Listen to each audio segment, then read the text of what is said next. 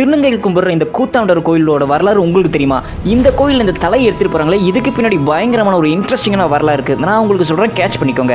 அர்ஜுனனுக்கும் உலுப்பிக்கும் கல்யாணம் ஆகுது. இந்த உலுப்பி யாருன்னு இந்த நாகங்கள் இருப்பாங்க, அதுலயே ரொம்ப அழகான ஒரு பவர்ஃபுல்லான நாகமான ஒரு பெண்ணா இருக்காங்க. இவங்க 2 பேருக்கு தான் அரவான் அப்படின்னு ஒரு குழந்தை பிறகுது. இந்த அர்ஜுனனுக்கும் உலுப்பிக்கும் குழந்தை பிறந்ததுக்கு அப்புறம் உலுப்பிக்கிட்ட குழந்தையை விட்டுட்டு அவருடைய கடமையை முடிக்கிறதுக்காக போயிடுறாரு. பல போர்களை சந்திக்கிறாரு, பல பெரிய பெரிய வெற்றிகளை பெறாரு. அரவான் வளர்ந்து பெரிய பையனாயிடுறான். இவங்க அம்மா என்ன பண்றாங்க, நீ இந்த சமயத்துல போய் உங்க அப்பாவை பார்க்க வேண்டியதா இருக்கு, ஏன்னா அவருக்கு ஒரு போர் இருக்கு, ஒரு பெரிய போர் இருக்கு, அவருக்கு துணையா நீ போய் நிற்க வேண்டியது இருக்கு, போர் பண்ண வேண்டியது இருக்கு அப்படின்னு சொல்றாங்க. ஸோ இவனும் ஏற்றுப்பாங்களா நம்மளை ஏற்றுக்க மாட்டாங்களா அப்படின்னு சொல்லி ஒரு பயத்தோடைய அந்த அர்ஜுன் அவங்க கிட்ட போகிறார். அர்ஜுனன் ரொம்ப ஷாக் ஆகிட்டாரு.